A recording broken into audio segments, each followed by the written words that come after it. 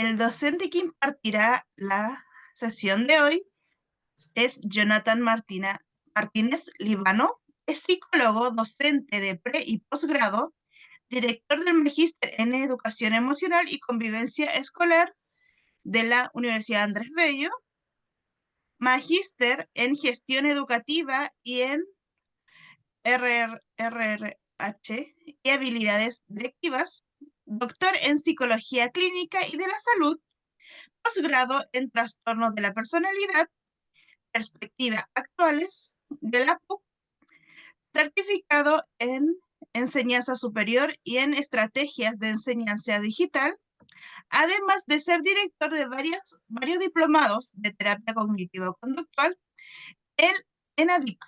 Bueno, le doy el paso a Jonathan para que de inicie su presentación. Docente. Bien, muchas gracias. Gracias por la invitación, gracias por la oportunidad de dirigirme a tantas personas, 379 personas, o sea, wow, qué bueno. Bien, le agradezco su tiempo de estar presente acá en esta conferencia. También, ojo, también agradecerle su motivación, porque en realidad yo creo que estar a esta hora en este tipo de actividades, no estando acostadito, a lo mejor tanto acostadito con el frío que hace. Pero bueno, ya. Bien, vamos a hablar hoy día de terapia cognitiva conductual, obviamente centrada en lo que es el trabajo con los trastornos de ansiedad. ¿Ya? Tal como dijo anteriormente la colega, bueno, mi nombre es Jonathan Martínez, yo soy psicólogo hace harto rato, ya, más de veintitantos años, el otro día sacaba la cuenta, ¿para qué vamos a decir? Que uno se siente más viejo. Y, pucha, desde chiquitito he sido cognitivo-conductual, ¿ya? Pasé por ahí por algunas instancias medio extrañas en mi vida. Partí siendo lacaniano, creo. Me gustaba mucho Lacan, honestamente. Después sistémico. Después, pucha, y después partí ya siendo psicólogo conductual al principio. Yo decía que la mente no existía. Así de extraño ha sido mi bagaje. Y después ya era cognitivo conductual, así Beck, Ellis.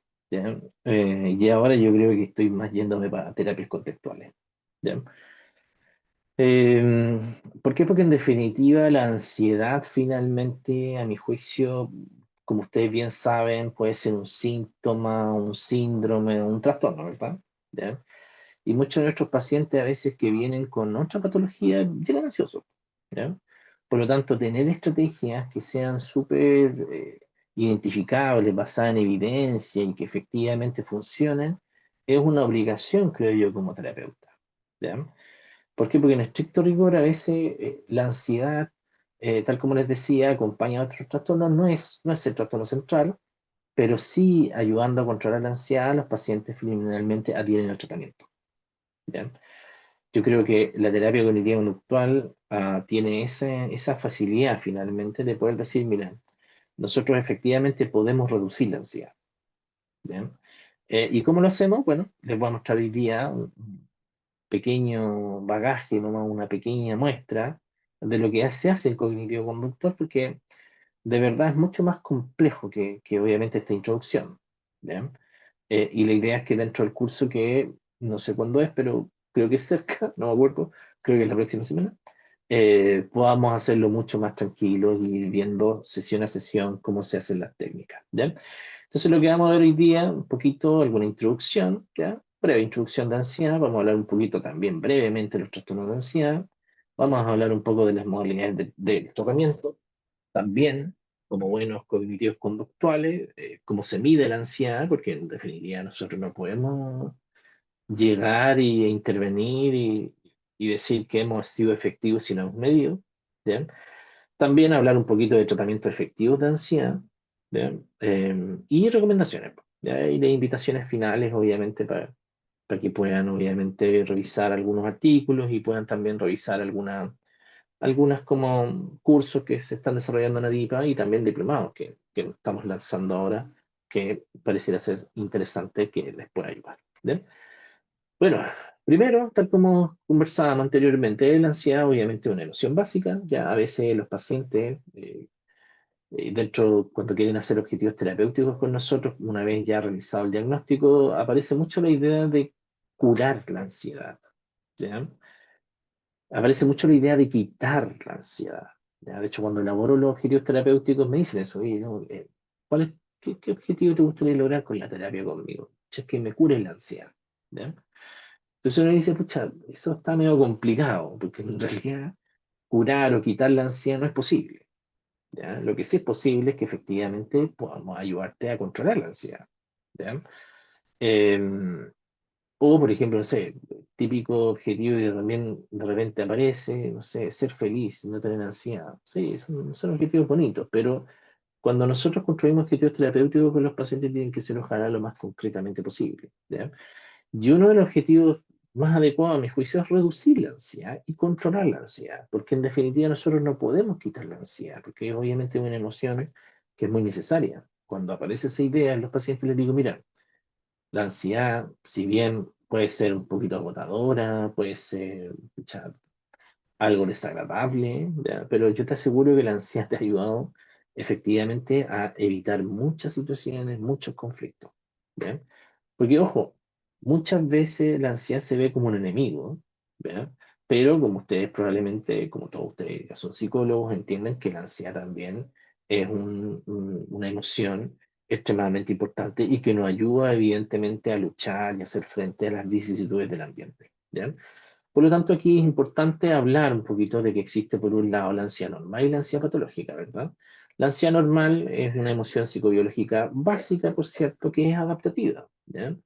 Si viene un perro corriendo hacia mí con cara de poco amigo, está bien sentir ansiedad, porque en definitiva va a aparecer esa idea que tengo que luchar, que tengo que sobrevivir, ¿verdad? ¿Ya? Por lo tanto, esa ansiedad me va a ayudar a superar la situación. Por ejemplo, frente a una prueba, es muy importante que usted esté ansioso. No tan ansioso, por cierto, porque si está demasiado ansioso, claro, ahí perdemos el foco, pero en definitiva la ansiedad activa, ¿ya? Es buena, por cierto. No como la ansiedad patológica, pues, y aquí es donde entramos en la complejidad, po, ¿ya? Porque en definitiva muchas veces puede ser una respuesta muy exagerada, ¿ya? Y creo que otra cosa que es importante, puede ser una respuesta que permanece en el tiempo, ¿ya? Y no necesariamente como un peligro que uno puede visualizar, ¿verdad? ¿Ya? A veces el problema de esto es necesariamente de que la ansiedad se mantiene por mucho tiempo. Por ejemplo, en los pacientes con trastorno de ansiedad generalizada, efectivamente vemos que es una forma de ser la ansiedad. ¿Cachai? O sea, está presente en la mayor parte del tiempo, en la mayor parte de las actividades. Cuando uno entrevista a un paciente con trastorno de ansiedad generalizada, es impresionante la forma en que piensan.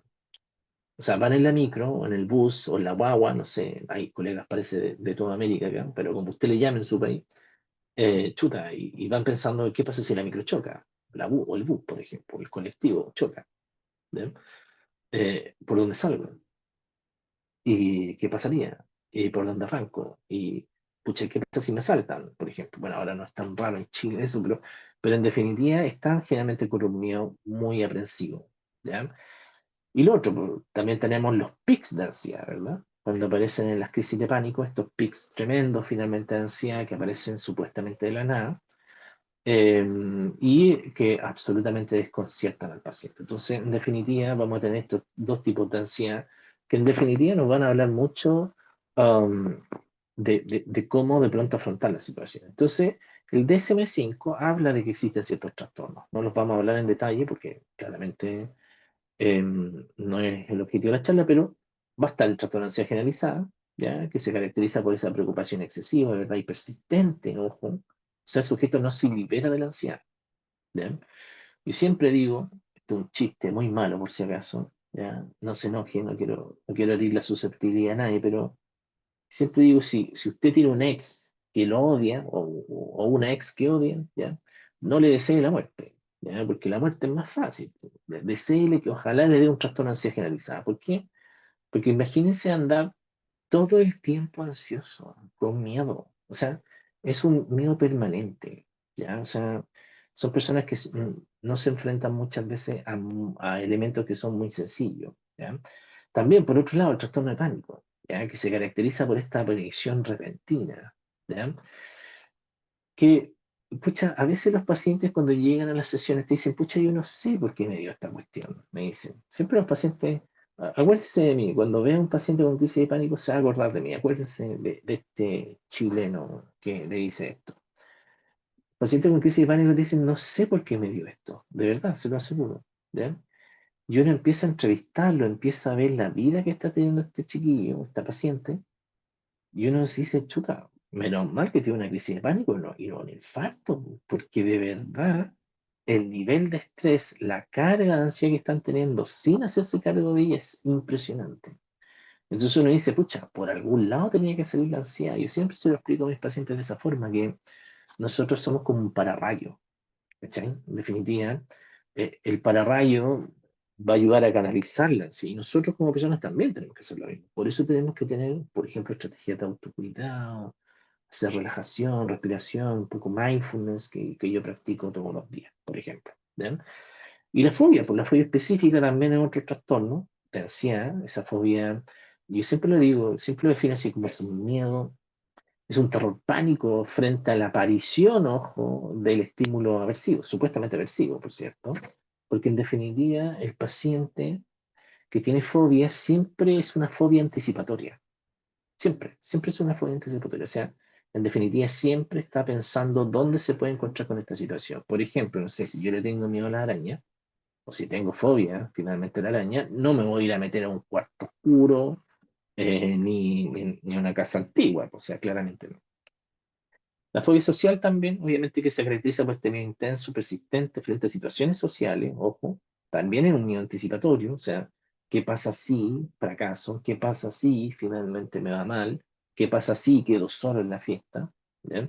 Entonces, efectivamente, también es una ansiedad, claramente. Y también hay otros más, que son, por ejemplo, el mutismo selectivo, que implica la incapacidad persistente para hablar en ciertas situaciones, ojo, y también, ojo, no en ciertas situaciones, sino que también con ciertas personas. Y los trastornos de ansiedad por separación, que implica una ansiedad excesiva o inapropiada para separarse de figuras, y la agorafobia, que se caracteriza por un miedo intenso, por ejemplo, o una ansiedad intensa hacia al menos dos situaciones, como por ejemplo usar el transporte público, por ejemplo, estar en un lugar abierto, y aparece esa idea interesante de que no va a recibir ayuda. Por ejemplo, tenía un paciente que tenía trastorno de ansiedad generalizada con crisis de pánico con agorafobia. Imagínense el pobre. O sea, tenía todo. O sea, un sujeto que llegó a la sesión por una crisis de pánico, precisamente, pero al revisar su vida, efectivamente siempre había sido ansioso, o sea, tenía este trastorno de ansiedad generalizada y, por ejemplo, no sé, al subirse a micro, a buses o a metro, por ejemplo, estaba muy ansioso, siempre pensaba que le iba a venir una crisis de pánico. ¿Ya? Entonces, en definitiva, muchas veces las personas lamentablemente son esclavas de la ansiedad. ¿Ya? Entonces vamos a tener síntomas emocionales, cognitivos, conductuales, finalmente físicos, somáticos, ¿verdad? ¿Ya? Y dentro de los síntomas emocionales que nosotros vamos a observar en la consulta, en la clínica, es esa sensación como de que la persona está en un permanente nerviosismo, tensión. ¿Ya? Como que está al borde de que algo malo va a pasar. También esta idea importantísima de que los pacientes ansiosos generalmente tienen dificultades para relajarse. Por lo tanto, la terapia cognitiva conductual tiene una respuesta muy fuerte para eso. ¿Ya? También, sentirse agitado, por ejemplo. También aparecen estos temores irracionales, muchas veces excesivos, ¿ya? Con pensamientos catastróficos, por ejemplo, de que algo inminente, terrible va a acontecer. ¿Ya? Y por otro lado, vamos a tener estos síntomas cognitivos, o sea, preocupación excesiva. Ojo, ojo con este constructo que es la rumiación. ¿Ya? La rumiación finalmente hace de que muchas veces los síntomas se perpetúen. Y el problema muchas veces está en esa rumiación más que en el pensamiento. Eso es lo que hace la terapia metacognitiva en estos momentos, también estrategia de tercera generación, que trabaja mucho con la sobrepreocupación, ¿ya? Por si acaso. ¿Ya? Y aquí un elemento central, a mi juicio, yo creo que siempre hay que explicárselo así a ustedes, como colegas que quizás quieren aprender un poquito más de terapia cognitivo-conductual, que a veces es súper sencillo, ojo, creo yo, identificar la causa de la situación. Puede haber sido un evento traumático, puede haber sido, no sé, alguna crisis de pánico también, por ejemplo. Sí, es súper fácil de repente identificar qué fue lo que provocó esta ansiedad. Sin embargo, ojo, y aquí creo que es importantísimo esto que les voy a decir, a veces no necesariamente tenemos que concentrarnos en lo que provocó esto, sino que tenemos que concentrarnos en lo que mantiene esto. Porque, ojo, muchas personas que sienten ansiedad, se perpetúa esa ansiedad porque en definitiva evitan ciertas situaciones. ¿Por qué? Porque es el mecanismo de defensa más sencillo. Por ejemplo, Hayes hace referencia acá, tercera generación también, de que efectivamente existe una evitación experiencial, ¿sí? En donde las personas no quieren, obviamente, por ejemplo, confrontarse con situaciones que le generan ansiedad. Por ejemplo, paciente que tenía yo, eh, le pasó lo siguiente. Este chico, joven, abogado, ¿ya? Lo llaman a una entrevista, por ejemplo, y le dicen, le dan la buena noticia que lo ascienden, o sea, que le dan un puesto mejor, ¿ya? Que le triplican el sueldo, todo, o sea, el, el trabajo más genial que le podían ofrecer. ¿Y qué pasa con él? Que lo rechaza inmediatamente. Y nadie entiende por qué lo rechaza. Entonces, claro, efectivamente después él se sentía muy mal en su casa porque en definitiva decía, pero ¿cómo tan tonto? ¿Cómo no acepté eso? Lo que pasa es que él inmediatamente evitó porque tenía esta crisis de pánico con agorafobia. Entonces, el solo hecho de pensar finalmente que lo iban a ascender implicaba que tenía que empezar a viajar. Entonces, inmediatamente empezó a pensar en el viaje y dijo, no puedo, ¿no? Lo bueno es que, pucha, la persona después que le hicieron el cargo no funcionó y después se lo volvieron a ofrecer, pero como ya estaba en terapia, aceptó. Así que ahí, gracias a eso, también mejoramos, obviamente, en el tratamiento también. Entonces, bueno, pensamiento catastrófico, dificultades de concentración, indecisión muchas veces, los ansiosos son muy indecisos, ¿ya? Y síntomas conductuales, por ejemplo, la evitación clásica, ¿ya? Los comportamientos de seguridad, por ejemplo, dependiendo del trastorno, por ejemplo, cerrar, abrir las puertas, por ejemplo, o llevar una botita de agua, o qué sé yo, llevar el SOS en la cartera, por ejemplo, qué sé yo, ¿ya? Y también los síntomas físicos, somáticos, que también muchas veces descompensan mucho, porque el paciente con ansiedad siempre está como demasiado con esta activación aprensiva, finalmente. O sea, está muy hiperactivado. Entonces, cualquier situación que se salga de lo normal, hablando que lo normal entre comillas, inmediatamente dispara más ansiedad. O sea, si el paciente se da cuenta que tiene un cambio, por ejemplo, en el flujo o en los latidos del corazón, por ejemplo, inmediatamente es una crisis de pánico. Algo terrible va a ocurrir, ¿ya? O si se siente medio mareado, me va a venir la crisis de pánico. Entonces, en definitiva, los síntomas somáticos son súper importantes, ¿ya? Y eso puede incluir, por ejemplo, taquicardia, sudoración, temblores, boca seca, mareos, fatiga, dolores de cabeza, problemas gastrointestinales que no son tan raros, ¿ya? Entonces, en definitiva, esa presentación sintomatológica, efectivamente, nosotros la vemos en los pacientes, ¿ya? Hay distintas formas de tratamiento, por cierto, ¿ya? Hay algunas que son, obviamente, que están basadas en evidencia, ¿ya?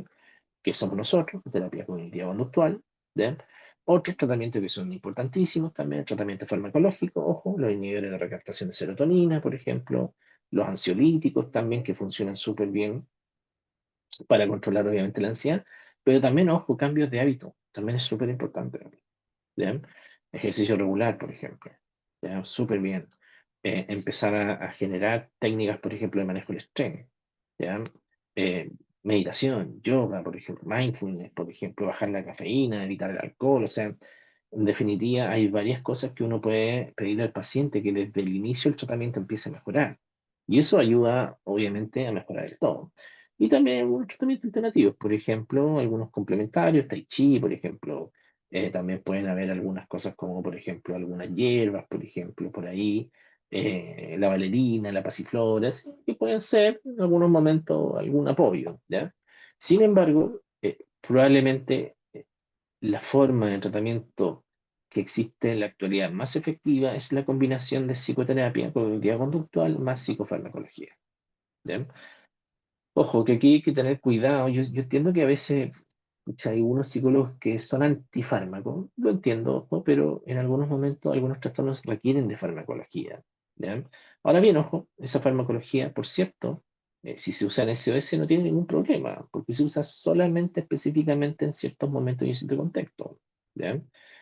Lo que sí hay que tener cuidado de que eso no se cronifique. ¿Ya? Por cierto. Entonces, un poco el tratamiento efectivo para los trastornos de ansiedad es la terapia cognitivo-conductual en la actualidad. ¿Ya? Ahora bien, ahí lo que nosotros usemos, si son primera, segunda, tercera generación, es un poco lo que nosotros vamos a discutir en profundidad en el curso, porque en definitiva, la terapia conductual tiene, ojo, técnica efectiva, la terapia cognitiva también y las terapias de tercera generación, por cierto. ¿Ya? Ahora bien, yo probablemente soy un psicólogo un poquito más atípico. Yo me defino cognitivo-conductual, efectivamente, pero creo que aplico técnicas de las tres generaciones. ¿Ya? Y ahí yo le invito a los chiquillos más jóvenes de repente que aparecen y dicen, chuta, no, es que yo soy tercera generación, ¿cómo voy a estar aplicando cosas de segunda generación? Chuta, yo les digo, oye, no se cierren, vean la sintomatología que tiene el paciente. A lo mejor va a haber una técnica que es súper viejita pero es buena, y si va a ayudar a tu paciente, chuta, ¿por qué no? ¿Ya? Entonces es importante finalmente entender que pueden haber varias técnicas dependiendo un poquito de lo que nosotros queramos hacer con el paciente. ¿Ya? Entonces está este cuadro clásico que siempre hago, que van a existir obviamente las terapias cognitivas conductuales más clásicas, ¿ya? En donde vamos a modificar, por ejemplo, patrones de comportamiento, de pensamiento, ¿verdad? ¿Ya? Y aquí vamos a utilizar obviamente técnicas tan básicas como la reestructuración cognitiva, las técnicas de relajación, entrenamiento en habilidades, por ejemplo, ¿ya? Y nos van a ayudar, pucha, para distintos trastornos de la ansiedad, ¿ya? También están las terapias de exposición, ojo, que están estos como primera generación, exposición global y controlada de situaciones, y ahí tenemos técnicas tan interesantes como, por ejemplo, la exposición en vivo, la desensibilización sistemática y la prevención de respuesta. ¿Ya? Súper buena. ¿Ya? Y vamos a tener las técnicas de tercera generación. Ahí dentro de esa me gustaría destacar a John Kabat-Zinn, probablemente uno de los que más me gusta, ¿ya? Con la terapia basada en mindfulness y la terapia de aceptación compromiso con Steve Hayes. ¿Ya? Entonces, aquí es importante que ustedes entiendan que la terapia cognitiva conductual ha evolucionado. Ya, por cierto, ya no es perrito Pablo, algunos que todavía se quedan en eso, algunos todavía creen que el conductismo es eso, que sí, que lo fue en algún momento, por cierto, para que vamos a conocer eso, pero en la actualidad se ha evolucionado tremendamente, ¿ya? Porque pasamos en definitiva de trabajar con la conducta, después pasamos a trabajar a la cognición, y ahora estamos trabajando finalmente en la relación que tiene el sujeto con sus pensamientos. En definitiva, en la terapia de aceptación y compromiso, lo que nosotros le decimos al paciente es que deje entrar la ansiedad, que no la evite, porque a veces de verdad evitar la ansiedad genera más descompensación, de verdad. O sea, en definitiva, eh, esa idea de pronto que nos dejaron, por ejemplo, los libros de autoayuda, por ejemplo, que claro, en algún momento funcionó, por cierto, pero eh, esa idea de que pienses bien y te vas a sentir bien no siempre funciona. A veces sí funciona, por cierto, pero en otros no. Por lo tanto, hay que buscar otra estrategia. Fíjense que yo empecé a evolucionar en la estrategia de tercera generación cuando un paciente, pucha, paciente ejemplar, por cierto, ¿ya? Chuta, súper bien en terapia, pero alineado total, chiquillo, de verdad, un paciente, pero de verdad, un 7 por todos lados, un 10 no sé cómo es en México, un 10 por todos lados. Entonces él hacía todo lo humanamente posible que yo le enseñé, todo lo hizo. ¿Ya? Primero, y en una sesión este chico me dice, mira, ya, entiendo finalmente que esto de pensar que me va a venir una crisis de pánico es súper irracional, me decía. ¿Ya? Y dice, sí, es irracional finalmente. Sí, yo entiendo. ¿Ya? Ok, si me empieza a venir la ansiedad, sí, puedo hacer la técnica de relajación que tú me ayudaste. Sí, entiendo, perfecto. ¿Ya? Si me empiezan a aparecer pensamientos así como, pucha, me hablan en la crisis de pánico, ya sí, yo lo puedo reestructurar, efectivamente. Puedo decir, chuta, eso es que de verdad, no, es irracional pensar en esto porque solamente una vez me vino una crisis de pánico de todas las veces que he viajado, entonces centrarme solamente en lo negativo, sí, es verdad. Ya. En el peor de los casos, si me viene la ansiedad, me voy a tomar el SOS que me dejó el psiquiatra, ¿verdad? Sí, perfecto. Pero ¿sabes cuál es el problema? Es que no dejo de pensar en aquello. No dejo de pensar que me va a venir la crisis de pánico.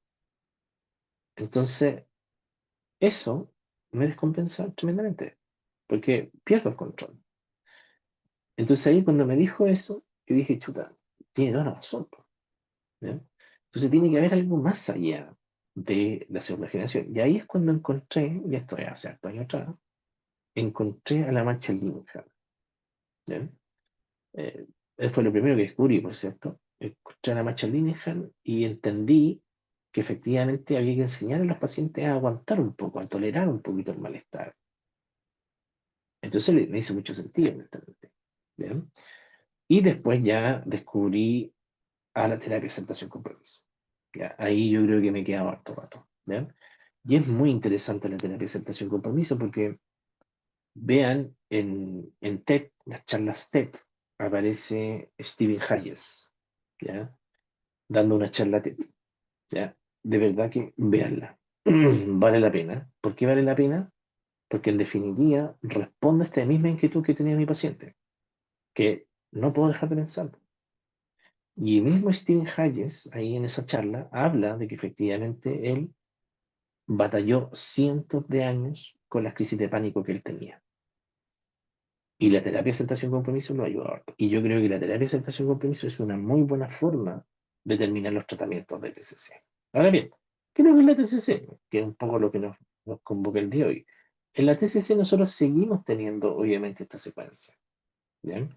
Nosotros seguimos creyendo esto. El objetivo final de la TCC, llame primera, segunda, tercera generación, es el cambio de conducta.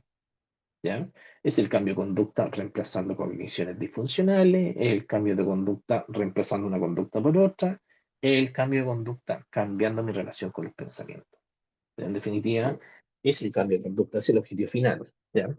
Ahora bien, ojo, lo que sí aparece en la tercera generación es esto, el contexto. El contexto es muy relevante para explicar las situaciones. ¿Por qué? Porque de repente las personas finalmente eh, se fusionan con sus pensamientos. Es una técnica muy bonita, honestamente, que me gusta mucho, que es la de fusión cognitiva. ¿Bien? Entonces las personas se fusionan con el pensamiento. O sea, yo soy ansioso. Entonces, claramente empiezan a actuar como ansioso. ¿Bien? Pero ojo, a veces las personas no se dan cuenta que es en ciertos contextos y en ciertos momentos que es ansioso. Por eso aparece en la tercera generación esta idea del análisis funcional contextual. ¿Bien? Que es algo que se perdió, ojo, pero después que Hayes lo recupera. ¿Ya? O sea, la primera generación eran los secos del análisis funcional de la conducta, por cierto, era como estímulo, respuesta, o sea, no tiene inacabable. ¿Bien? Y después la segunda generación, esa idea de análisis funcional se perdió. Y después en la tercera generación lo revive Hayes, ¿ya? Entendiendo de que efectivamente las situaciones o los problemas son contextuales. Por ejemplo, una persona puede decir, mira, soy vergonzosa, o sea, voy a inventar cualquier será. Ya, soy vergonzosa. Perfecto, soy vergonzosa. ¿Ya? Oye, pero esa vergüenza, por ejemplo, si tú hablas delante de amigos, ¿te viene vergüenza? No, no, delante de amigos no. Entonces, no es verdad. No es verdad que es vergonzosa en todos los contextos. Oye, y cuando estás con un grupo pequeño, por ejemplo, una reunión, ¿puedes hablar adelante? Sí, ningún problema. Perfecto. Ok, y tienes que dar una conferencia. ¿Te pones ansiosa o te pones vergonzosa? Sí, ahí sí. Entonces, no es cierto que tú eres vergonzosa. No es cierto. Es que es verdad que no es cierto. ¿Ya? Sino que pareciera ser que tú eres vergonzosa en este contexto y en esta situación. Por lo tanto, lo que hace la terapia cognitiva conductual ahí es centrarse en el contexto en donde se da la conducta. ¿Ya? Entonces, ejercicios tan básicos como esto, por ejemplo, son los que hacemos, por ejemplo, en terapia cognitiva de segunda generación. Nosotros le pedimos al paciente que aprenda finalmente a identificar cuáles son los antecedentes, los pensamientos y las consecuencias, ¿verdad? Por ejemplo, no sé, en el pánico, ¿ya? Lo cognitivo es la creencia de que me estoy muriendo, ¿ya? Eso viene o lleva a el miedo, el aumento de la frecuencia cardíaca, mareo, y después lo conductual es la evitación, por ejemplo, ¿ya? Entonces, esto, por ejemplo, se sigue usando mucho, que es, probablemente a lo mejor algunos de ustedes se van a dar cuenta inmediatamente de esta técnica, que es el ABC, ¿ya? El ABC de Ellis, ¿ya? Funciona extraordinariamente bien, ¿ya? ¿Pero por qué? Porque el estricto rigor enseña mucho la secuencia a los pacientes. A veces las personas creen que la ansiedad se le viene de la nada, que no tienen control, que no saben de dónde vino, ¿ya? Entonces el ABC dice lo contrario, el estricto rigor que ayuda finalmente a ordenar esta secuencia importante para el tratamiento. ¿ya? Entonces, obviamente que hay diversos, obviamente, evidencia de la efectividad de la terapia cognitivo-conductual, tanto en primera, segunda, tercera generación, y esa eficacia se ve en todos los trastornos, por cierto, o sea, y es una eficacia muy amplia. Ojo, miren este metaanálisis, ya que es súper interesante, ¿ya? Miren los tamaños del efecto, por ejemplo, en lo que es el estrés el trastorno por estrés, por ejemplo, el trastorno de ansiedad generalizada, por ejemplo, ¿ya? El trastorno obsesivo compulsivo, por ejemplo, el trastorno de pánico, por ejemplo, el estrés postraumático, por ejemplo, la ansiedad social. O sea, los tamaños del efecto son muy, muy altos, son muy distintos a otros tipos de tratamiento. ¿Ya? ¿Por qué? Porque en definitiva nosotros efectivamente nos preocupamos de medir. ¿Ya? Y además, ojo, no solamente eso, que los tratamientos, a veces algunas como otros paradigmas nos han dicho, no, es que ustedes son poco profundos, nos han dicho. ¿Ya? Mira, al principio puede ser que sí, le acepto la crítica, pero ¿por qué? Porque en definitiva, sobre todo en la ansiedad, lo que queremos hacer es que el paciente logre controlar la ansiedad al principio, que esa ansiedad obviamente no lo descompense, que esa ansiedad finalmente eh, eh, no lo desajuste tanto. Entonces, efectivamente, nosotros al principio nos centramos mucho en el síntoma. Y es verdad, efectivamente, que enseñamos técnicas de relajación, respiración, mindfulness, técnicas de enraizamiento y todo lo demás, para que al principio sí lo controlen. Pero yo te aseguro que eso genera adherencia al tratamiento, porque el paciente generalmente llega con esa inquietud, quiere finalmente controlarlo. ¿Bien? Entonces, si empieza a controlarlo, empieza a creer en ti como terapeuta y eso efectivamente ayuda mucho a que efectivamente el paciente se mantenga más en la sesión. Pero después podemos ir avanzando hacia técnicas mucho más profundas. ¿Bien? Por ejemplo, las técnicas más profundas dentro de la terapia cognitivo-conductual es, sin lugar a dudas, la terapia centrada en los esquemas. ¿Bien? Si usted quiere, por ejemplo, intervenir en trauma complejo, quiere intervenir, por ejemplo, en trastorno estrés postraumático grave, por ejemplo, en trastorno de personalidad, por ejemplo, la terapia centrada en los esquemas es la forma. ¿Ya? Porque en definitiva nosotros sabemos que no vamos a cambiar los pensamientos, no vamos a cambiar los recuerdos, pero sí hacemos que el paciente sí recicle. ¿Ya? Ordenamos. De hecho, la terapia más efectiva en la actualidad para el trastorno del estrés postraumático y el trauma es la terapia cognitiva conductual centrada en el trauma. ¿Por qué? Porque en definitiva nosotros ayudamos a reprocesar el trauma. ¿Bien? Que pocas terapias lo hacen. Entonces, en definitiva, lo que les quiero decir con esto es que sí, que al principio efectivamente nos concentramos en los síntomas, pero es porque queremos que el paciente esté bien rápidamente. Y luego de eso nos vamos a centrar en estrategias mucho más profundas. ¿Bien? La estructura clásica de un tratamiento nuestro es de la siguiente forma. Obviamente viene la primera entrevista, por cierto, después hacemos el diagnóstico, después trabajamos la psicoeducación, los objetivos terapéuticos, después viene la intervención y después nuevamente la evaluación. ¿Bien? ¿Y por qué este proceso es importante? Porque, ojo, el diagnóstico es súper relevante porque de verdad que nadie puede luchar contra aquello que no conoce. Entonces es súper importante saber lo que tengo. ¿Bien? Después, además, mi terapeuta me enseña lo que tengo. Y ojo, y no solamente me enseña lo que tengo, sino que también me enseña posibles consecuencias de lo que tengo. Por ejemplo, en el estrés postraumático. Es clásico en el estrés postraumático que nosotros, por ejemplo, le expliquemos lo que es el estrés postraumático, pero también al mismo tiempo le expliquemos los posibles síntomas que pueden aparecer más adelante. Por ejemplo, los flashbacks, por ejemplo. eh, Pueden aparecer, por ejemplo, las disociaciones, por ejemplo, pueden aparecer el apagamiento afectivo. Entonces, cosa de que el paciente diga, mira, chuta, esto me lo explicó mi psicólogo, que esto podía pasar. Y eso es súper bueno, porque en definitiva el paciente vuelve a tener el control. ¿Bien? Porque, ojo, muchas veces los pacientes que han tenido situaciones complejas, finalmente, eh, por el solo hecho de no saber lo que tienen, pueden empezar a sentirse peor. Porque, oye, estoy quebrado, o sea, jamás me voy a poder recuperar. Mira, ahora no tengo emociones, ahora no tengo sensaciones, ¿cachai? Sin embargo, si tu psicólogo te explicó que esto es normal, que puede aparecer, yo entiendo que es parte del proceso. Entonces no caigo en la idea de que esto nunca lo voy a poder sobrepasar, estoy roto, etcétera, etcétera. Entonces, después se construyen objetivos terapéuticos que son realistas y después viene la intervención. Y después finalmente evaluamos. O sea, finalmente la misma evaluación que hacemos al principio en el diagnóstico, después evaluamos al final para ver cómo hubo este avance en los síntomas, ¿eh? Lo cual obviamente no ayuda. Entonces, esto es más o menos cuál es la estructura, por ejemplo, evaluación inicial, la psicoeducación, la identificación de pensamiento automático, los desafíos de pensamiento automático, técnicas de relajación, muchas veces las podemos hacer en las primeras sesiones, ¿ya? Después reestructuración cognitiva, podemos hacer exposiciones, por ejemplo, ¿ya? A las preocupaciones, o exposición a situaciones temidas, o podemos ir pasito a pasito, no necesariamente hacerlo rápido, ¿ya? Después podemos dar habilidad de afrontamiento. Entonces, en definitiva, las técnicas que usamos los cognitivos conductuales son muchas, ¿ya? Y por lo mismo, chiquillos, esta cajita de herramientas que de pronto te da la terapia cognitivo-conductual es importante que ustedes sepan cómo ocuparla. Porque, ojo, es súper sencillo finalmente a veces perderse en el tratamiento, porque de repente aparecen síntomas, aparece un síntoma, desaparece el síntoma, vuelve. Entonces, a veces uno se pierde. Entonces, es súper importante saber por dónde ir, ¿ya? También, ojo, nosotros los terapeutas cognitivos conductuales siempre vamos a trabajar con tareas, ¿ya? ¿Por qué? Porque las tareas son fundamentales efectivamente para el tratamiento, para que esto pueda mejorar. ¿Por qué? Porque en definitiva las cosas que nosotros le enseñamos a nuestros pacientes en las sesiones, obviamente queremos que las lleven a cabo. ¿Ya? Entonces, en estricto rigor, nosotros nos damos cuenta de que cuando el paciente finalmente empieza a hacer las tareas, empieza a darse cuenta que lo que hace tiene un efecto en su bienestar, eso es de verdad, un reforzador muy importante. ¿Ya?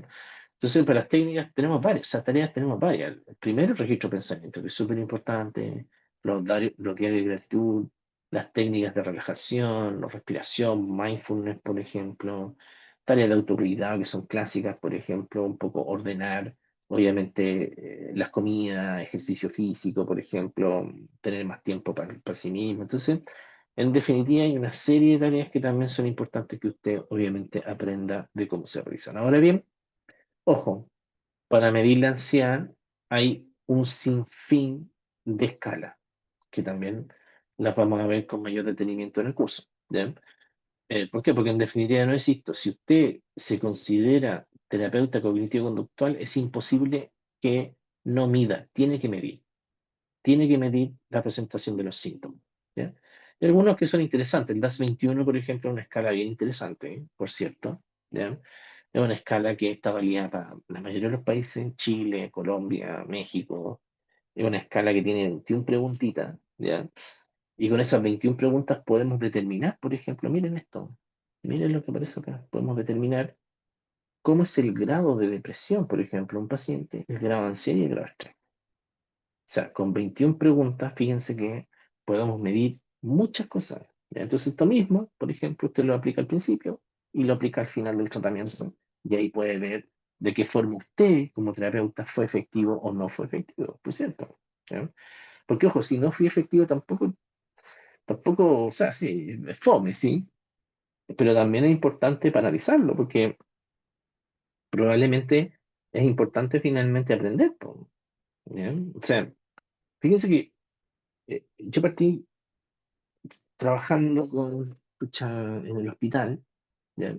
Entonces, claro, ahí efectivamente me centré en darle muchas técnicas a los pacientes. Cuando trabajaba en el hospital, claro, los veía súper poquito, no sé, veía un paciente, no sé, en marzo, y después ese mismo paciente lo veía en agosto, ¿cachai? 20 minutos, 30 minutos, ¿ya? Y con eso no podía hacer nada, por lo tanto la terapia cognitivo-conductual ahí funcionó extraordinariamente bien, o sea, podía darle técnicas fácilmente, pero después cuando empecé a abrir mi consulta, así, consulta particular, porque los tiempos son distintos, ¿ya? Efectivamente, no sé, por una hora atiendo yo a mis pacientes, y claramente al principio eh, pensaba que lo hacía bien, ¿para qué les voy a mentir? ¿Ya? Eh, pero después me di cuenta de que estaba demasiado centrado en la técnica y dejaba de lado el dolor, la angustia del paciente, era poco empático también, entonces, ¿pero por qué? Porque era tareado, era ansioso, ¿cachai? También, porque estamos con cosas, ¿eh? Entonces la evaluación me ayudó a entender que algo no estaba haciendo bien, ¿ya? Porque yo al principio, les juro que era psicólogo de manual, siempre cuento esta anécdota, pero cuando yo estaba como en el último año de la universidad, como estaba tan preocupado de no equivocarme, tenía un libro, por ejemplo, un cuaderno que hice yo mismo, con, no sé, colocaba, por ejemplo, ya, trastorno de ansiedad generalizada arriba, y cuáles eran todas las técnicas que me servían para el trastorno de ansiedad generalizada. ¿Ya? Pues es súper bien, ¿ya? Súper bien. Me acuerdo cuando cabro chico y digo, pucha, qué bueno, igual tenía iniciativa. Sin embargo, hay otras cosas más importantes también, que es acoger al paciente, que en definitiva escuchar bien al paciente, darse los tiempos, y yo eso al parecer no lo hacía, y por eso al principio de verdad no era tan efectivo. Yo creo que ahora, cada vez que soy más viejo, me da la sensación que soy mejor terapeuta. ¿Ya? Pero eso lo he hecho gracias a que mido lo que hago. ¿Ya? Porque no puedo decir que, mira, soy efectivo, si a lo mejor no lo soy. Entonces, la terapia cognitiva conductual tiene eso, y hay cientos de escalas. Miren, todas las que le mostré, y bueno, hay otras más que hay escalas para niños, escalas para adolescentes, por ejemplo, para crisis de pánico, para agorafobia, ¿cachai? O sea, en definitiva, hay una serie de escalas que sirven tremendamente para poder ayudar a nuestros pacientes. ¿Ya? Entonces, por ejemplo, está el STAI, por ejemplo, el GAI, el GAT-7, por ejemplo, que son escalas súper buenas y que están validada en la mayoría de los países. Yo estoy seguro que, por ejemplo, estoy seguro que todas estas tres están validadas en casi todos los países de Latinoamérica. ¿Bien? Entonces, luego de que evaluamos, tenemos que ir al tratamiento, ¿verdad? Ya, dimos el diagnóstico, hicimos los estudios terapéuticos y ahora vamos al tratamiento. Entonces, hay diversas técnicas. Las ordené acá solamente por aparición de la generación, por cierto. No con el orden que aparece en la sesión, porque, por ejemplo, algunas técnicas de primera generación no las puede hacer usted en la primera sesión, jamás, olvídese. Y ahí en el curso lo vamos a hablar un poquito más. Entonces, obviamente las primeras generaciones efectivamente se centraban en el conductismo, ¿verdad? Ya, entonces, hubo varias críticas a estas generaciones, por lo tanto, por lo mismo, un poquito se evolucionó a la segunda generación. Sin embargo, ojo, independiente de que tenga crítica, hay técnicas bien interesantes. Por ejemplo, la exposición gradual. ¿Ya? Y esta implica, en definitiva, exponer al paciente de forma controlada y progresiva, ¿ya? A los estímulos, situaciones que generan ansiedad sin permitir conductas de evitación. O sea, en definitiva, esta idea va a, mientras más me expongo, más fuerte soy. ¿Ya? Entonces, lo que no te mata te hace más fuerte, dices por ahí, ¿verdad? Entonces, aquí el objetivo es disminuir, obviamente, la respuesta ansiedad, ¿ya? Por ejemplo, aquí tenemos tratamiento para las fobias sociales, recuerdos traumáticos, por ejemplo, qué sé yo, o sea, en definitiva, crisis de pánico, situaciones de agorafobia, por ejemplo, en definitiva, ayudan tremendamente, ¿ya? Ahora bien, por ejemplo, esta técnica, a pesar de ponerla dentro de las primeras, por ejemplo, jamás tiene que hacerlo usted en la primera sesión, jamás, imposible. ¿Ya? Entonces, ahí en el curso un poquito vamos a ver más en orden esto. La desensibilización sistemática, probablemente una de mis técnicas favoritas, que la he ocupado millones de veces. ¿Ya? ¿Por qué? Porque combina muchas cosas en la combinación de la exposición global con técnicas de relajación. ¿Ya? Por ejemplo, aquí primero se entrena al paciente en relajación, por eso tampoco nunca estas hacen las primeras sesiones, ¿ya? Porque primero el paciente tiene que, bueno, primero aprender a relajarse, a respirar correctamente, y luego, ojo con esto que es importante, que el paciente también tenga la capacidad finalmente de poder colocar imágenes mentales en su cabeza. ¿Ya? Entonces, tiene que pasar todo eso hasta después aplicar esta técnica. Entonces, para tratar fobias, por ejemplo, los aviones, se crea una lista jerarquizada que incluye, no sé, mirar fotos de aviones, escuchar grabaciones de vuelo, visitar un aeropuerto y finalmente volar. En las crisis de pánico usted puede hacer exactamente lo mismo. ¿Bien? También, probablemente mi favorita, las técnicas de relajación y respiración son potentísimas. Hay algunas que les voy a enseñar que a mí me gustan más que otras, pero, por ejemplo, una de las mejores es la 478 o la 444, por ejemplo, o la diafragmática o la de Jacobson, por ejemplo, que son técnicas que de verdad que son impresionantes. O sea, las técnicas de relajación y respiración siempre van a sumar. ¿Por qué? Porque en estricto rigor, primero, lo que van a hacer es que nos van a ayudar a manejar la ansiedad y el estrés. Ojo, con esto no vamos a solucionar nada, por si acaso, pero sí vamos a ayudar al paciente a que baje su estrés, mejore obviamente, su ansiedad, que mejore, obviamente, la conciencia, la regulación emocional. Va a ayudar mucho, ojo, ayudar a prestar atención y concentración, que es un poco lo que nosotros vamos a hacer con las técnicas de tercera generación, ¿ya? Obviamente tiene otro beneficio también, ayuda en empatía, por ejemplo, y promueve el bienestar en general, ¿ya? También otras cosas, mejora el sueño, por ejemplo, ¿ya? Entonces, en definitiva, son muchos los beneficios que tiene este tipo de técnica. ¿Ya? Hay varias, ojo, tarea diafragmática, la 478, ¿ya? La respiración alterna por la nariz y la respiración de fuego, por ejemplo. La respiración de fuego más para depresión, más que para ansiedad, por si acaso. ¿Ya? Y otras más, por la técnica de relajación muscular de Jacobson, por ejemplo, la visualización de imágenes guiadas, por ejemplo, y otras cosas que probablemente uno puede pedirle al paciente que haga yoga, tai chi, que son temas súper, súper potentes. ¿Ya? También el modelado, súper importante. ¿Ya? El modelado también puede ser una técnica conductual súper básica, pero súper potente. ¿Ya? Nosotros aquí podemos pedirle al paciente finalmente que pueda encontrar un modelo o una persona que admire, si ustedes quieren poner en esos términos, y que, por ejemplo, él escriba y obviamente identifique todo lo que hace el modelo para ver cómo, por ejemplo, sobrepasa la ansiedad. ¿Ya? También la prevención de respuesta, por ejemplo, ¿ya? Por ejemplo, esto es clásico, clásico, nosotros lo podemos usar en los trastornos obsesivos compulsivos, por ejemplo, ¿ya? Y aquí, por ejemplo, solamente un ejemplo, un paciente con TOC que teme la contaminación y se lava las manos compulsivamente, se le expone a tocar un objeto contaminado y se le impide lavar las manos. ¿Ya? Igual parece grotesco esto, parece brígido, pero ojo, no es tanto. ¿Ya? Pero no insisto, estas técnicas pueden ser duras, pero claramente no son para las primeras sesiones. ¿Ya? Probablemente aquí sí vamos a ir a un tratamiento más hardcore, por así decirlo, de la ansiedad. ¿Ya? También la exposición interoceptiva también, que es interesante, por ejemplo. Aquí nosotros, por ejemplo, generamos una crisis de pánico, ¿ya? En la exposición interoceptiva. En definitiva, hacemos que el paciente se maree, que en definitiva, por ejemplo, no sé, yo lo he visto que lo hacen de varias formas. Yo lo hago con que el paciente tiene que respirar profundo, rápidamente, durante 3 o 4 minutos, y eso va a empezar a generar en el paciente mareo, sensación, por ejemplo, de desmayo, por ejemplo, angustia, y la idea de que cuando nosotros lo exponemos a esa situación, le pidamos que controle la ansiedad. Eso para mí es la grabación del tratamiento, porque a veces los pacientes quedan con esa idea de que no, ¿cachai? Que en definitiva me va a venir la crisis de pánico, por ejemplo, y si me viene la crisis de pánico no la voy a poder controlar. Entonces, con estas técnicas, la exposición interceptiva, vamos en razón de esa creencia. En la segunda generación tenemos técnicas, bueno, un poquito, probablemente la más conocida es la reestructuración cognitiva, ¿ya? Un poco dueño de esto es Aaron Beck, por ejemplo, que apareció con esta, si se acuerdan de esta queja cognitiva, ¿verdad? Que las personas que tienen problemas psicológicos a veces pueden tener esta visión negativa de sí mismo, visión negativa del entorno y del futuro, ¿verdad? Y postuló finalmente que estas ideas efectivamente generan una interacción negativa en el paciente. ¿Ya?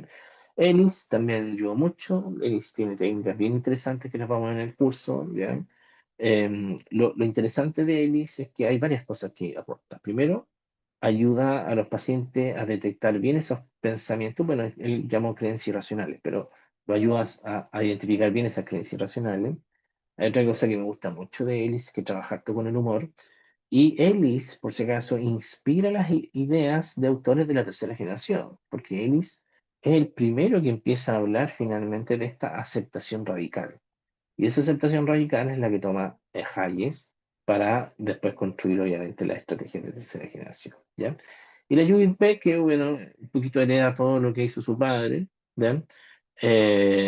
Habla de que, por ejemplo, la terapia cognitivo-conductual es colaborativa, eso es súper importante, es así, ya hay que entenderlo así. Dice que somos directivos, sí, pero ojo, yo creo que al principio sí, es importante que seamos directivos al principio, sobre todo estamos con pacientes que se quieren suicidar, obviamente hay que ser directivo. Sin embargo, ojo, a la medida que va avanzando, efectivamente vamos, obviamente, soltando al paciente para que pueda recuperar su autonomía. ¿Ya?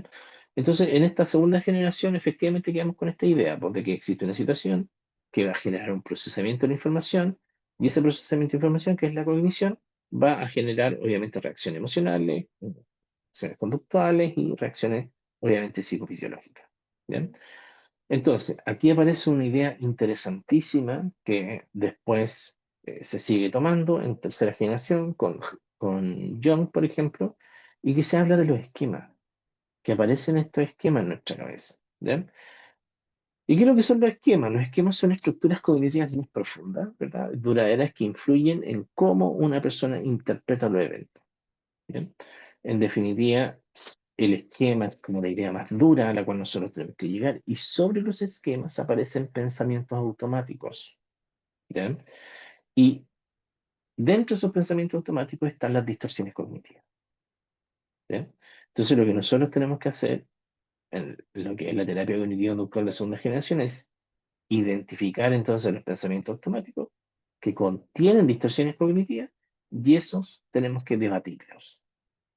¿Bien? Así, súper sencillo, disculpen esto, pero es más complejo que esto, pero puede resultar como para entenderlo. Entonces, en definitiva, lo que hace la terapia cognitivo-conductual es esto, es que ayuda a identificar a los pacientes las distorsiones cognitivas. Por ejemplo, catastrofismo, creer que el peor escenario posible va a ocurrir. Por ejemplo, pensar que cometer un pequeño error en el trabajo resultará en un despido. La sobregeneralización, por ejemplo, creer que un evento negativo es parte de un patrón constante de fracaso.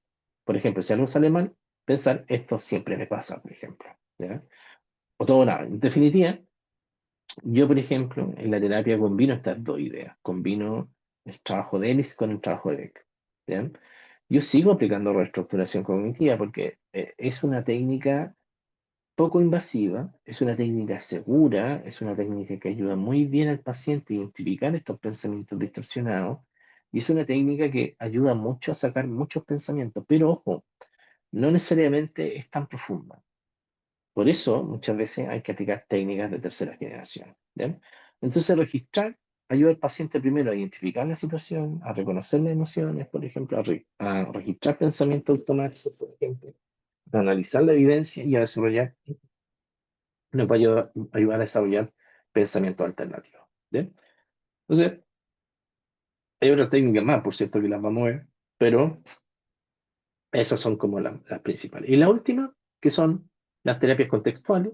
¿Bien? Hay técnicas interesantísimas acá, honestamente. Yo creo que me falta todavía por descubrir muchas, por cierto.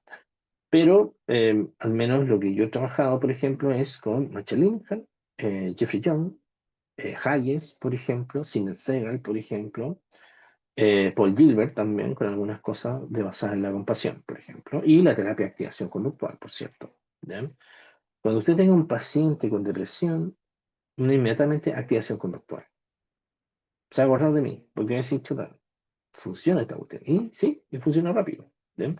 El tema es que es para el inicio, por cierto. Por lo mismo, pero insisto, cuando uno toma un curso en terapia cognitivo-conductual, no es solamente fijarse en las técnicas, que obviamente es importante, sino que fijarse cuándo aplicar la técnica. ¿Ya? Porque si aplicamos ciertas técnicas en las primeras sesiones, algunas pueden ser un desastre, por cierto. ¿Ya? Y usted dice, chuta, ¿por qué no funciona? Es porque el timing finalmente donde usted ingresó la técnica no fue el más adecuado realmente. ¿Ya? Entonces, para finalizar, ¿ya? En las terapias de tercera generación hay todo un cambio. ¿Ya? Aquí nosotros nos centramos finalmente en la flexibilidad psicológica, ¿ya? Que es un poco lo que nosotros queremos propiciar al paciente. Y esto lo vamos a hacer a través de varias formas. A través de que el paciente pueda trabajar la aceptación, por ejemplo, de su experiencia interna. Lo vamos a hacer a través de mindfulness. ¿Ya? Casi todas las técnicas de tercera generación tienen mindfulness como un elemento central dentro de su tratamiento. ¿Ya? Y yo lo invito a meterse en mindfulness, por cierto. No sean como yo, en un momento dije, no, esta cuestión del mindfulness es súper chanta. No lo conocía, por cierto. Debe ser, bueno, esta cuestión es fraude, el mindfulness, por cierto. ¿Ya? No lo conocía, pero después empecé a ver que había tanta evidencia científica, pero de verdad, tanta evidencia científica, y dije, no, esta cuestión no es rara. ¿Cómo va a haber tanta evidencia científica esta cuestión tan chanta? ¿Ya? Y le decidí dar una oportunidad, por cierto, y chuta, y de verdad que me cambió la vida. ¿Ya? De verdad se lo juro que me cambió la vida. O sea, algo que yo me negaba al principio, probablemente por resistencia al cambio y todas las cosas, probablemente. ¿Ya? Pucha, ahora funciona extremadamente bien, y muchas técnicas que antes aplicaba ya las he reemplazado por mindfulness. ¿Ya? Entonces, mindfulness, atención plena, el enfoque en los valores, probablemente esa es una de mis favoritas, de Hayes, el trabajo con los valores, que ya me enteré en las primeras sesiones también. También entender un poco la relación terapéutica con contexto para el cambio. La evitación experiencial es un tema que les decía anteriormente, que a veces las personas quieren evitar a toda costa las sensaciones, por ejemplo, el malestar, sobre todo la ansiedad, y el contexto sobre el contenido muchas veces, ¿ya? Y el equilibrio, obviamente, entre el cambio y la aceptación son elementos interesantísimos que efectivamente tenemos que trabajar, ¿ya? El mindfulness es una técnica interesantísima, el estar aquí y ahora sin juzgar, es algo que honestamente yo no pensé que servía, pero que sirve extraordinariamente bien. Yo siempre lo practico al menos 2 veces en el día, 3 veces incluso en el día, ¿ya? Y es tan simple, demasiado simple. Es estar 5 minutos en contacto con uno mismo, ¿ya? Y si mi mente empieza a divagar, simplemente concentrarme en la respiración. Así de sencillo, ¿ya? Hay scripts que probablemente son buenos. Yo les recomiendo un libro que leí ahora en mis últimas vacaciones, que lo leí como en 2 días, súper bueno. Un libro que se llama Mindfulness para principiantes, ¿ya? Lo encontré increíble, cortísimo, ¿ya? O sea, como cada capítulo es como una hoja, 2 hojas, entonces uno no se da ni cuenta cómo va avanzando. Y al final de este libro, del Mindfulness para principiantes de John Kabat-Zinn, hay varios como scripts, hay varios guiones, ¿ya? Que usted puede usar con sus pacientes. Otra vez estuve en España, no el otro día, otra vez estuve en España, justamente con terapeuta Hack, y una de mis aprensiones en mindfulness decía, pero ¿cómo me aprendo este guión tanto, cachai? O sea, era súper duro conmigo mismo. Chuta, y fui a España y chuta, los terapeutas ya llegaban y sacaban la hoja nomás, pues, y la leían. Y yo decía, oye, pero ¿por qué es eso? ¿Y por qué no? Me dice, si funciona igual, pues. Entonces yo decía, oye, pero ¿cómo voy a aprender todo este script, este guión completo? Y bueno, en España, no sé si. Entonces hay mucha evidencia científica del mindfulness. Usted lo puede ver después. Esta presentación probablemente va a ser para usted, ¿ya? Entonces es súper cortito, dura 5 o 10 minutos. Hay mucha investigación ahora. Hay un artículo interesantísimo, de un programa que se llama Mind App en educación socioemocional, por ejemplo, en donde el mindfulness es el elemento central del tratamiento o de la intervención en el colegio. Y chuta, de verdad que es increíble, ¿ya? Entonces es súper simple, simplemente enfocarse en la respiración, por ejemplo. Por ejemplo, aquí un ejercicio para adolescentes, cerrar suavemente los ojos, ni siquiera tienen que cerrar los ojos, ojo, ¿ya? A veces simplemente concentrarse en la respiración y si tu mente empieza a divagar, simplemente vuelve a la respiración, ¿ya? Y bueno, ¿qué es la terapia de aceptación compromiso? ¿Ya? Se basa en la idea, ojo, de la terapia de aceptación compromiso de que a veces luchar contra las experiencias internas negativas a menudo puede empeorarlas. Y tiene totalmente sentido, por si acaso. ¿Ya?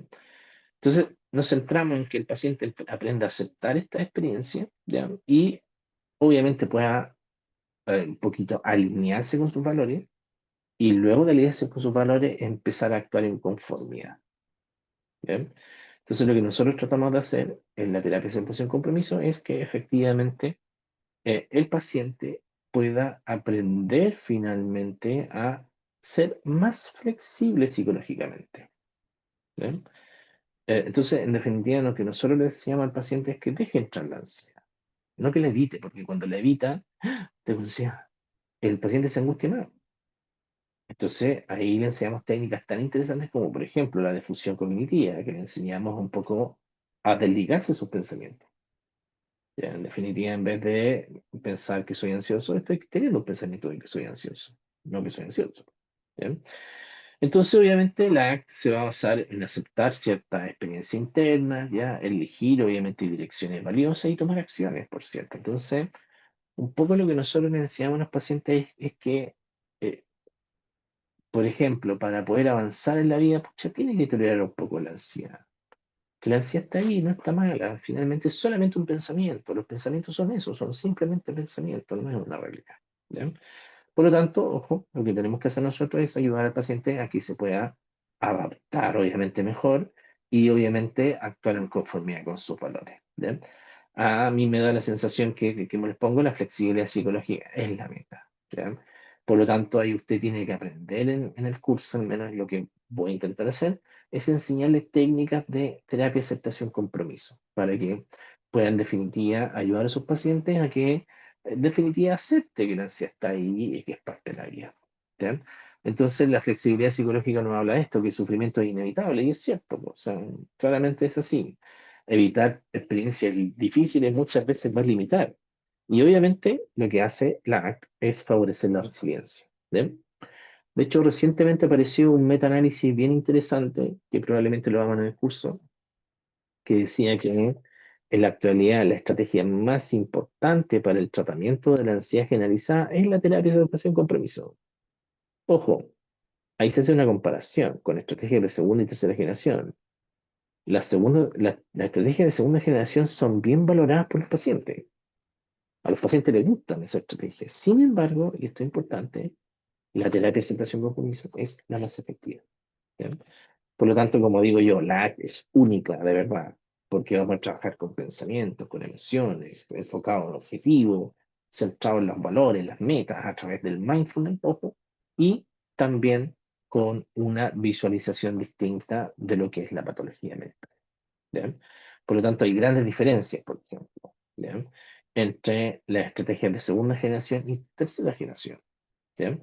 Porque en definitiva, en la segunda generación lo que queríamos hacer era cambiar pensamiento, en la tercera generación es cambiar la relación que tiene el pensamiento con sus pensamientos y sensaciones. ¿Bien?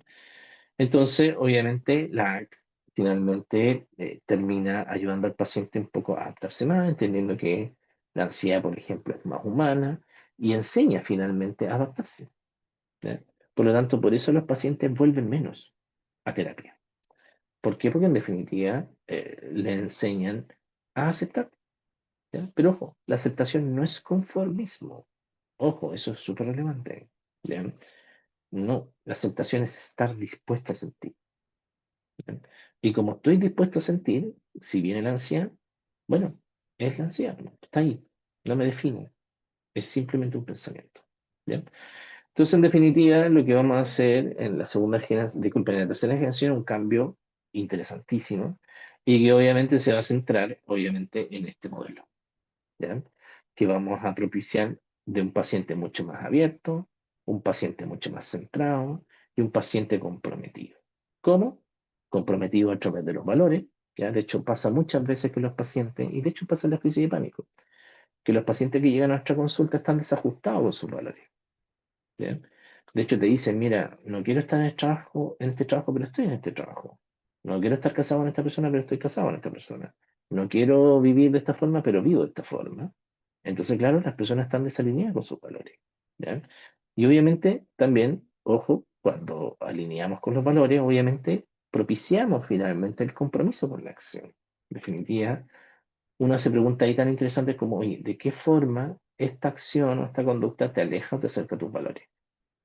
¿Ya? Y ojo, la idea es la flexibilidad psicológica, ¿ya? ¿Y cómo lo hacemos? A través del mindfulness, por ejemplo, a través de la aceptación, ¿ya? Y a través de la difusión, ¿ya? Que son técnicas de verdad increíbles y que yo creo que van a quedar maravillados. De hecho, ahora en ADIPA lanzamos un diplomado en ACT, porque yo creo que la ACT de verdad que es única, ¿ya? De hecho, por ejemplo, casi todas las estrategias de tercera generación repiten cosas de la segunda generación, como por ejemplo la reestructuración cognitiva. Pero la terapia de aceptación compromiso no. La terapia de aceptación compromiso tiene un lenguaje nuevo, una visualización nueva, son técnicas nuevas y de hecho muchas técnicas de la ACT la están ocupando otros paradigmas, como por ejemplo el sistémico. El sistémico está adaptando técnicas de difusión cognitiva. Aquellos que dicen, no sé, terapia breve, también están aplicando difusión cognitiva, aceptación, por ejemplo, como técnicas para cambiar conducta. Bien, eso es, pues chiquillos, me pasé, discúlpenme, era una hora de conferencia, pero bueno, quedo atento a un par de preguntas. Y si no hay preguntas, ya los dejo invitados finalmente para el curso que vamos a hacer de trastornos de ansiedad. Como les digo, la idea es aprender técnicas de primera, segunda, tercera generación, porque de verdad yo creo que no se nublen, chiquillos, ustedes tienen que centrarse en su paciente, ¿ya? Y no perder, obviamente, el objetivo, que obviamente es mejorar la calidad de vida y, por cierto, ayudar a que a veces aprendan de la ansiedad. La ansiedad también es sabia, por cierto, por algo está, muchas veces. ¿Bien? Bien, quedo atento a cualquier pregunta, a cualquier observación. Eso. Bueno, docente, ya tenemos dos manitos al tiro levantadas. Vamos a dar tiempo a dos preguntas por el tiempo. Cecilia, te doy el pase para que puedas hablar.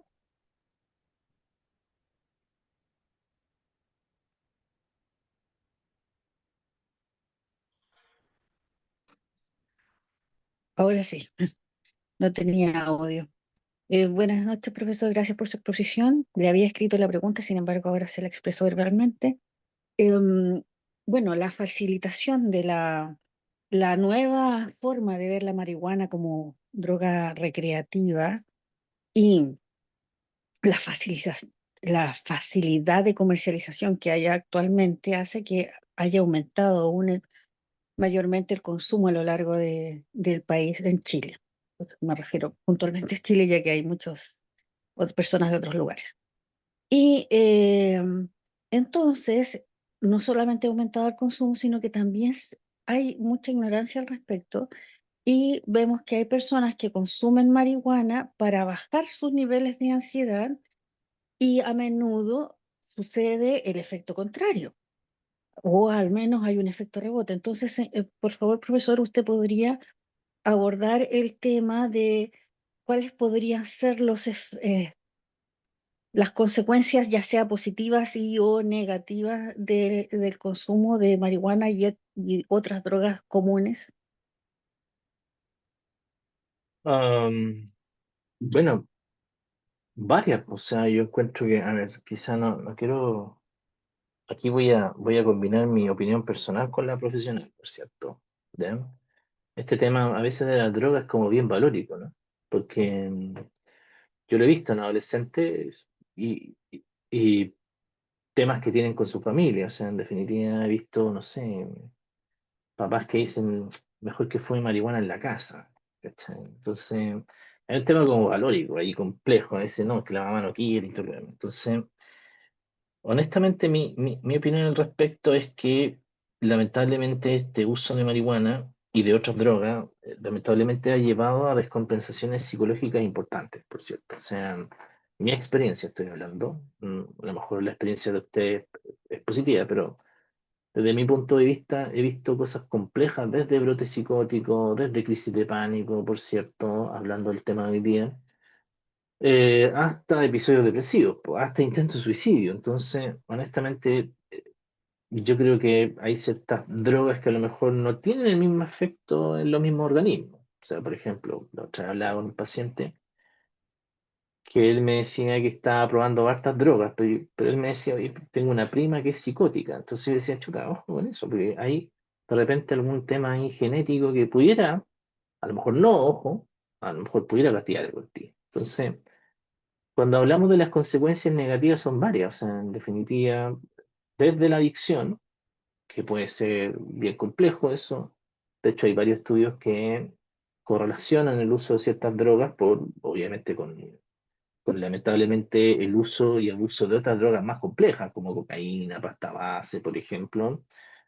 Entonces, no es un juego finalmente, o no es que no sea cierto que sí, efectivamente, lamentablemente la marihuana puede ser una droga de inicio de otras patologías más graves. Entonces, a mi juicio tiene consecuencias negativas, pero por otro lado hay otras personas que eh, refieren beneficios, ¿ya? Por lo tanto, a lo mejor ahí hay que ver quizás cómo actúa cada uno el organismo. O sea, al menos yo no consumo marihuana, no consumo ninguna droga. ¿Ya? De hecho, ya ni siquiera consumo alcohol. Entonces, mi opinión es que lamentablemente lo que yo he visto en la consulta, pero insisto, a lo mejor mi realidad es única, es que lamentablemente he visto más efectos perjudiciales más que positivos. ¿Ya? Y he visto lamentablemente descompensaciones más graves, brotes psicóticos, Lo mismo, trastorno de ansiedad, ansiedad generalizada, depresión, intento de suicidio. ¿Bien? Pero lo que sí me preocupa, obviamente, que hay un sobreconsumo. También he tenido pacientes que dicen efectivamente porque, que los relaja, que en definitiva que les gusta, pero el consumo es gigante. O sea, despiertan fumando marihuana, a las 11 fuman otra vez marihuana, y no una quemada, por si acaso, fuman, ¿ya? Después almuerzo otro más, y así sucesivamente. Pero también veo que hay otros fenómenos ahí, po. O sea, que, por ejemplo, con un paciente que estoy trabajando ahora que tiene ese problema, que no me acuerdo cuántos G consume al día, creo que 5, si no me equivoco, creo que es harto. Claro, una desmotivación tremenda. Tiene una desmotivación, no encuentra sentido a la vida, ¿cachai? Entonces, puede ser que sea efectivamente una droga que te ayude por un rato, pero igual es una droga que lamentablemente tiene todas las consecuencias de las adicciones. Probablemente va a tener abstinencia, va a tener tolerancia, y eso te va a llevar a un consumo más amplio y así sucesivamente. Entonces, honestamente yo no estoy muy a favor de las drogas. Es que te digo, soy como Don Kraft, discúlpeme, pero yo encuentro que puede ser complejo. Ahora bien, si se fuma y se fuma con responsabilidad y tú sientes que te hace bien, me parece que está bien, pues es tu vida, pero también tenés que tener en cuenta que las consecuencias que puede tener. Lo mismo, ojo, lo mismo que los psicofármacos también, los ansiolíticos son súper buenos, pero pucha, tampoco se puede consumir todos los días, po, ni todo el rato. Entonces, yo he visto más consecuencias negativas en resumen que positivas. Esa es mi opinión, honestamente. No, a lo mejor estoy súper equivocado.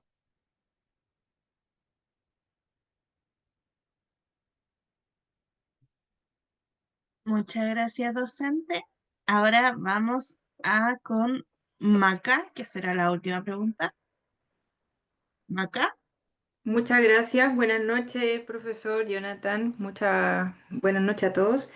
Quería hacer una consulta sobre cómo pudiese partir una sesión desde la cognitivo-conductual de Beck, por ejemplo, en un cuadro depresivo con características ansiosas. ¿Cuál sería como lo recomendable para iniciar eso? Sí, es buena tu pregunta, porque, a ver, hay hasta hay como discusión en el diagnóstico, inclusive, ¿cachai? Porque Mm, hasta el día de hoy está como, y dice, ¿qué estoy atendiendo? ¿Ansiedad o depresión? ¿O estoy sí. atendiendo depresión o ansiedad? Entonces, a veces es complejo. Yo creo que lo primero, honestamente, que tienes que hacer es evidenciar cuál es el síntoma que tú ves que más desadapta al paciente. ¿Ya? Y probablemente van a ser los dos, po, porque el paciente está depresivo y ansioso. Entonces yo lo que haría, o lo que generalmente hago, parto con dos acciones importantes. Primera, técnica de relajación o respiración. ¿Ya? Eso es lo Ujú. primero que hago en la sesión. Y después inmediatamente le hago un ejercicio también de activación conductual. ¿Cachai? Al tiro. Entonces, combino las dos cosas. Y yo creo que aquí es importante que uno puede ir haciendo cosas transversales y al mismo tiempo reforzando con otras técnicas. Por ejemplo, lo que siempre estoy haciendo transversal ahora, por ejemplo, es el mindfulness. ¿Ya? Pero ojo, y con mucho respeto esto lo digo, por cierto, es que algunos pacientes no comulgan con el mindfulness. ¿Ya? Y le pasa exactamente lo mismo que me pasó a mí. No, esta cuestión chata, yo no vine a esto. Y disculpen a los queridos colegas hombres, realmente me pasa con los hombres. Así como, oye, mira, hay una cuestión que se llama mindfulness. No, no, no. Entonces, en definitiva, por ejemplo, ahí me voy con técnicas más clásicas. Jacobson, por ejemplo. Sí, hombre. ¿Ya? Oye, me pone con cara así mindfulness. No, no. Ya, pero entonces, por ejemplo, parto así. Entonces, obviamente, en la primera sesión, obviamente tenés que indagar, hacer todo lo clásico que uno hace en la primera sesión. Y si tú lo ves muy ansioso, por ejemplo, al paciente, inmediatamente dile, mira, te noto ansioso, veo que efectivamente viene, si viene con diagnóstico o no. ¿Te parece que hagamos una técnica? Mira, hay una técnica que se llama, no sé, diafragmática, que es súper sencilla y que ayuda mucho a controlar la ansiedad. Tiene mucha evidencia científica, y siempre le digo lo mismo, ocupo esa muletilla, entonces los pacientes me creen más. Entonces hacemos el ejercicio ahí, ¿cachai? Entonces le digo, ya, esto lo vamos a repetir, ¿ya? Lo vamos a repetir, ¿cachai? En la mañana, en la noche. Y si te sientes desbordado, vamos a aplicar otra técnica que se llama 4-7-8. Así lo hago yo al menos, ¿ya? Entonces la 4-7-8 la dejo para la crisis, la diafragmática la dejo permanente. Si el paciente no me pesca la mindfulness, voy con diafragmática. Si no me pesca diafragmática, voy con Jacobson, ¿cachai? Y al mismo tiempo hago una actividad de activación conductual. ¿Qué le digo?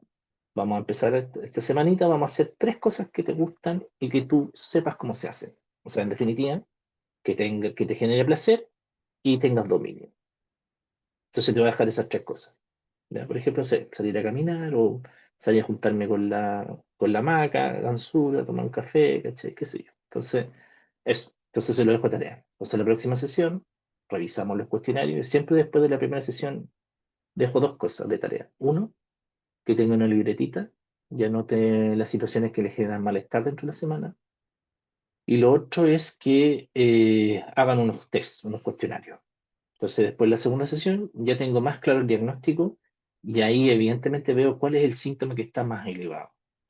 Y si, por ejemplo, el síntoma que está más elevado, obviamente es la ansiedad, probablemente me voy a tirar más con técnicas ahí de eso.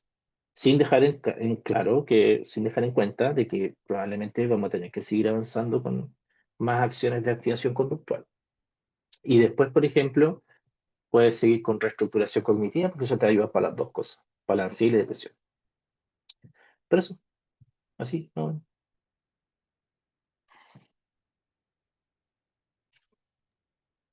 Muchas gracias, docente.